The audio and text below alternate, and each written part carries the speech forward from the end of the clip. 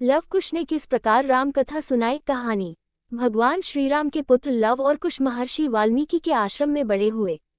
माता सीता वहीं रहती थी और वाल्मीकि जी ने दोनों बालकों को शिक्षा, शस्त्र विद्या और संगीत सिखाया। लव कुश बहुत बुद्धिमान, वीर और मधुर स्वर वाले थे। महर्षि वाल्मीकि ने स्वयं रामायण की रचना की थी। उन्होंने लव कुश को पूरी राम कथा कंठस्थ करवाए और वीणा के साथ मधुर स्वर में गाना सिखाया। जब अयोध्या में भगवान श्री राम ने अश्वमेध यज्ञ कराया, तब दूर दूर से ऋषि, मुनि और राजा आए। उसी समय महर्षि वाल्मीकि ने लव कुश को अयोध्या भेजा और कहा कि वे रामायण का पाठ करें।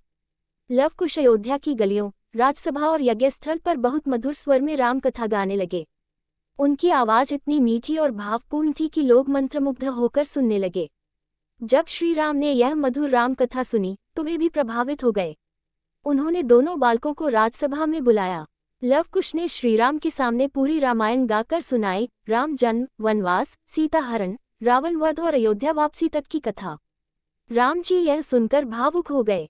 उन्हें आश्चर्य हुआ कि ये दोनों बालक उनकी जीवन कथा इतनी सुंदरता से कैसे जानते हैं। बाद में महर्षि वाल्मीकि ने बताया कि यही लव और कुश श्रीराम और माता सीता के पुत्र हैं। ये सुनकर श्रीराम बहुत प्रसन्न और भावुक हुए।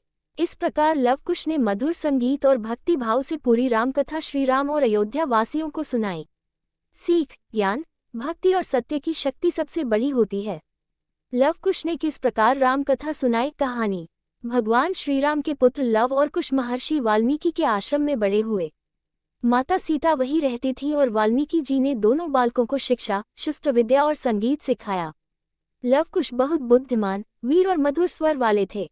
महर्षि वाल्मीकि ने स्वयं रामायण की रचना की थी। उन्होंने लव कुश को पूरी राम कथा कंठस्थ करवाए और वीणा के साथ मधुर स्वर में गाना सिखाया। जब अयोध्या में भगवान श्री राम ने अश्वमेध यज्ञ कराया, तब दूर दूर से ऋषि, मुनि और राजा आए। उसी समय महर्षि वाल्मीकि ने लव कुश को अयोध्या भेजा और कहा कि वे रामायण का पाठ करें।